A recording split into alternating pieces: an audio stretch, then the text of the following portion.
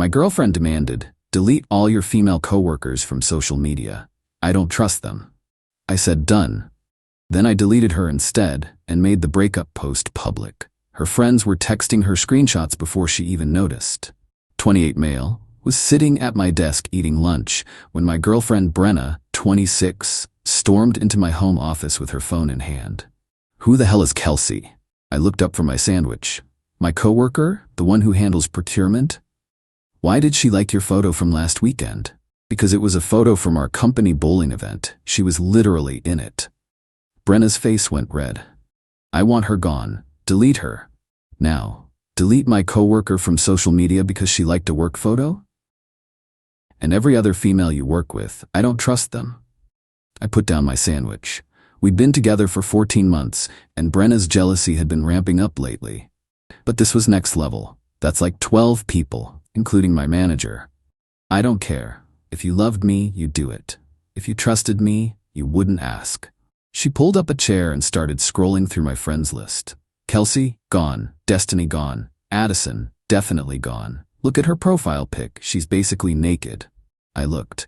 Addison was wearing a normal sundress at what appeared to be her daughter's birthday party. That's a mom at a kid's party. She knows what she's doing. Delete them all or we're done. The ultimatum hung in the air. Brenna stood there with her arms crossed waiting.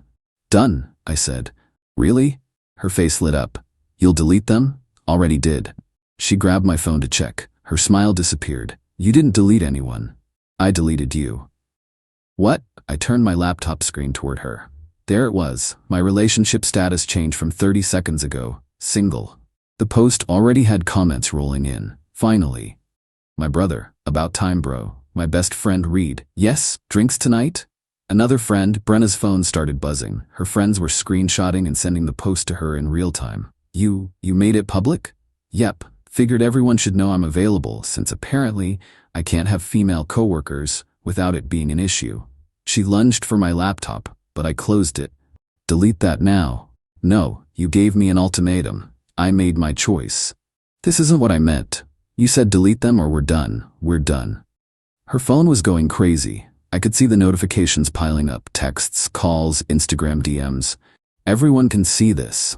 That's kind of how public posts work. She started crying. Not sad tears, rage tears.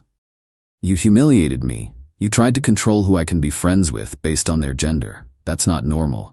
I was protecting our relationship. From my 58-year-old accounting manager, from Kelsey who's been married for 9 years, from Addison who brings her kids to work events." She grabbed her stuff and stormed out, but not before screaming, "You're going to regret this." Narrator, I did not regret it. Update 1. The fallout has been immediate and hilarious. So within an hour of the breakup post, Brenna had posted her own version of events. "Just found out my ex has been emotionally cheating with multiple women at work. I asked him to set boundaries and he chose them over me. I'm devastated, but I deserve better." Problem is, people had already seen my post where I literally just said single with no explanation. So when she came in hot with the cheating allegations, people were suspicious. My coworker Kelsey actually commented, "Ma'am, I'm married with 3 kids and have met your ex exactly twice at work functions. What are you talking about?" Brenna responded, "Stay away from him, homewrecker." Kelsey screenshotted it and sent it to our entire department's group chat with, "Y'all, his ex is wildin'." But here's where Brenna really messed up. She decided to message every single female on my friends list, warning them about me. She sent the same copy-paste message to everyone. "Hi, you don't know me, but I'm my name, SX. I wanted to warn you that he's a manipulative cheater who can't be trusted around women. He chose his coworkers over our relationship. Be careful." 3 problems with this strategy. 1. She accidentally sent it to my mom. 2. She sent it to my cousin. 3. She sent it to my company's HR director. My mom called me immediately. "Did that crazy girl just call me a threat to your relationship?" My cousin posted the message publicly with, "LMAO, she really sent this to his whole family." But the HR director? That was the kill shot. Pamela, our HR director, forwarded it to me with, "Is this real? Because if she's harassing our employees, we need to document this."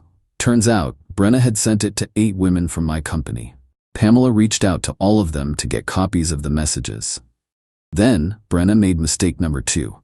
She showed up at my office. Security camera footage is beautiful.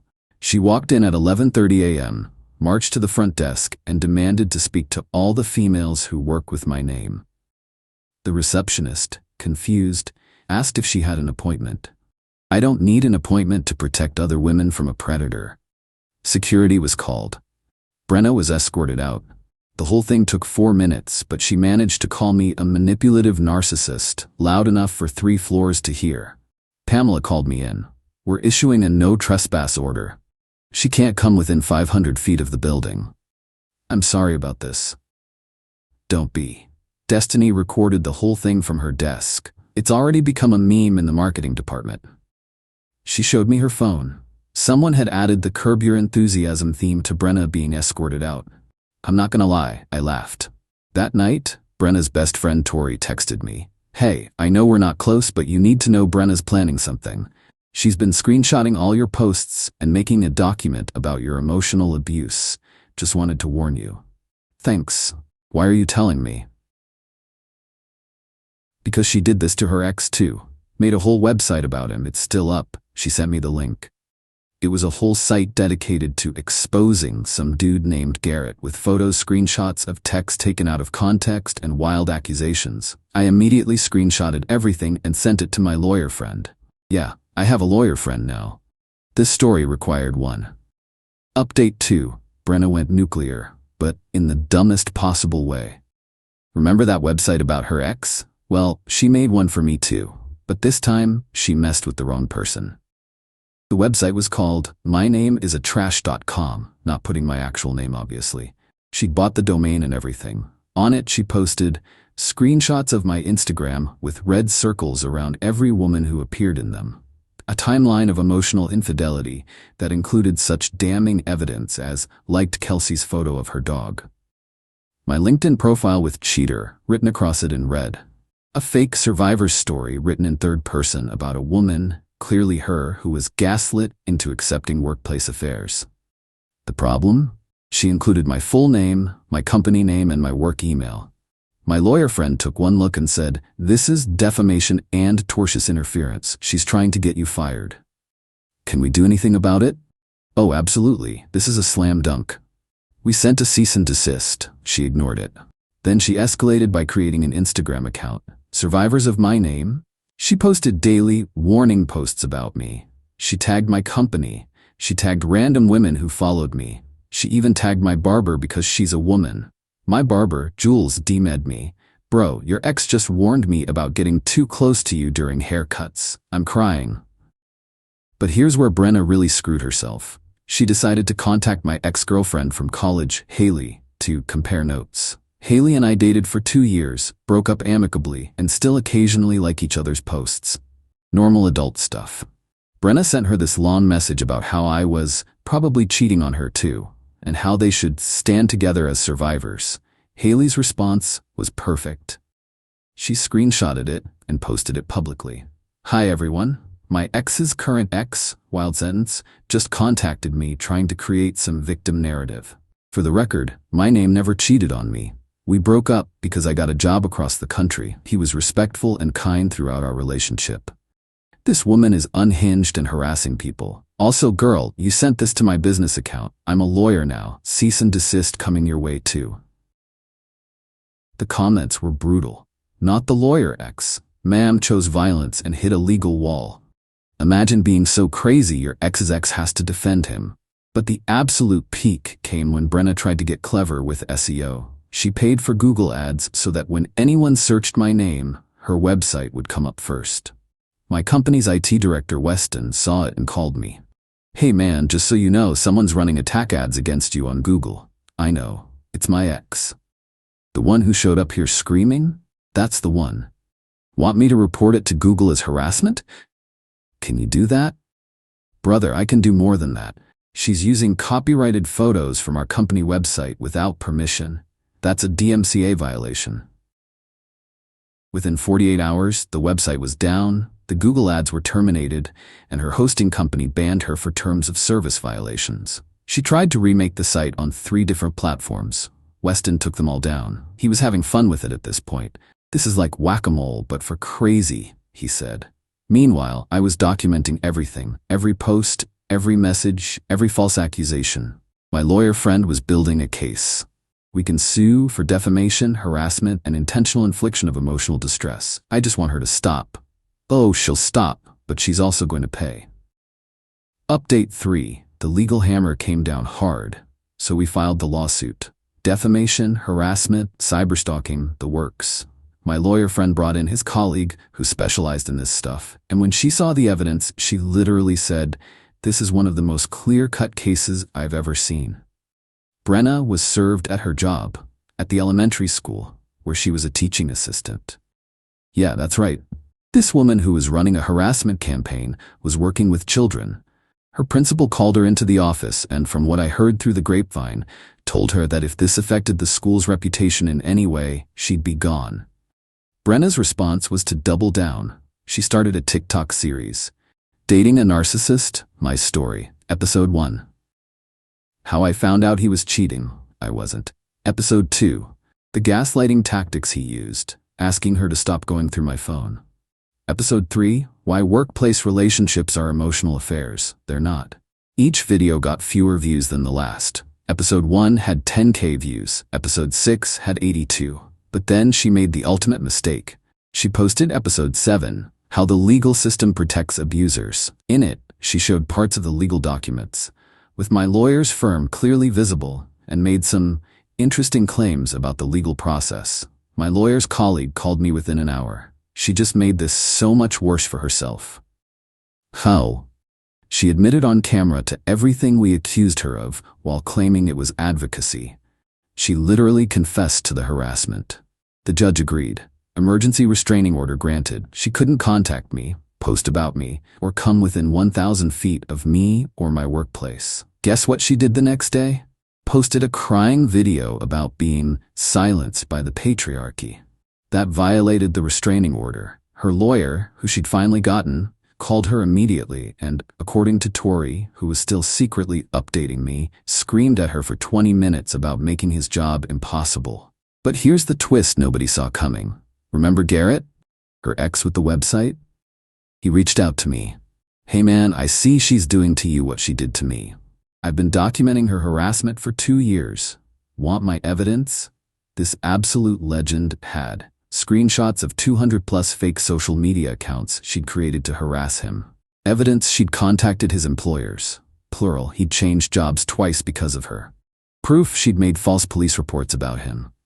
Documentation of her breaking into his apartment. Charges were filed but dropped when she claimed it was a misunderstanding. We combined our cases. Turns out there was a third guy too, Preston, who she dated before Garrett.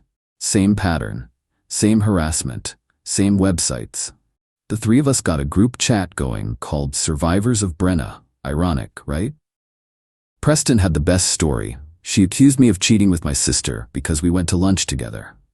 My lawyer was building a pattern of behavior case. This wasn't just about me. This was serial harassment. Final update.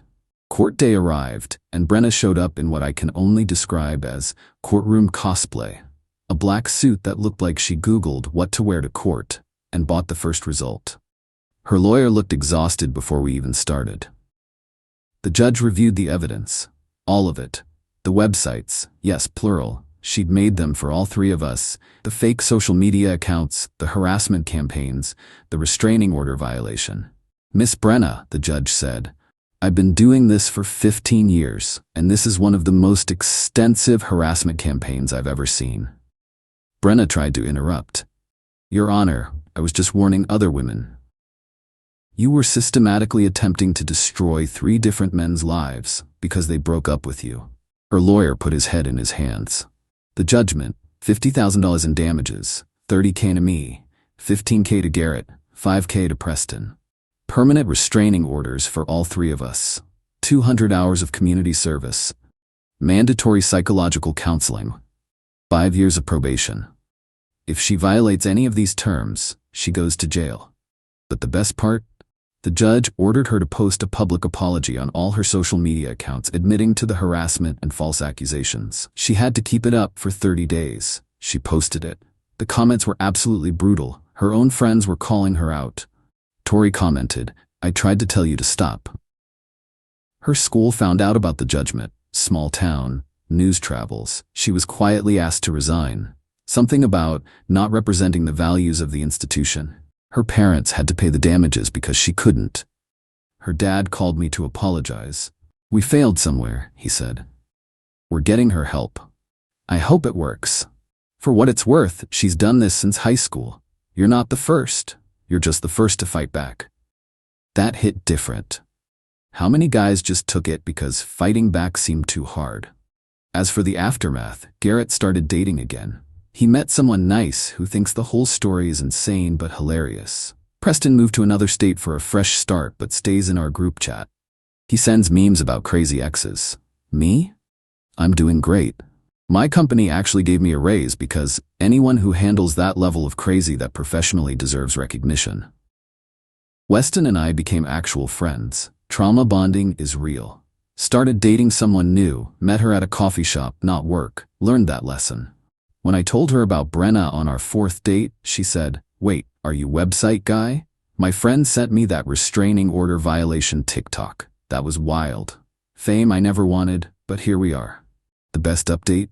Kelsey from accounting, the one whose work photo started this whole thing, sent Brenna a Christmas card this year. Just a normal card with her family photo. Brenna couldn't respond because of the restraining order, but Tori said she screamed for 10 minutes. Kelsey's a legend. Last I heard, Brenna moved back in with her parents and deleted all her social media. She's working at a call center now and supposedly in therapy. Do I feel bad? Nah. She literally tried to destroy my life because I had female coworkers. She got what she deserved. The group chat with Garrett and Preston is still active. We call ourselves the Brotherhood of the Traveling Restraining Orders. Preston suggested we make our own website, survivorsofbrenna.com. We didn't. We're not monsters. But we did make matching t-shirts for our quarterly meetups. They say, "I survived Hurricane Brenna," with the date we each got our restraining orders. We wear them to sports bars. People ask about them. We tell the story. 3 beers in, someone always says, "Dude, you should post this on Reddit." Well, here we are. Edit. For everyone asking, yes, this is all real. I have the court documents to prove it. No, I won't share them because that would violate the terms of everyone involved moving on with their lives. Edit 2. To the people saying I should have just deleted the female coworkers. Absolutely not. That's not normal. If your partner asks you to delete half your professional network based on gender, run. Edit 3. Garrett says hi and wants everyone to know he's getting married next month to someone who doesn't make websites about exes. Preston added, "The bar is on the floor, and yet some people bring shovels."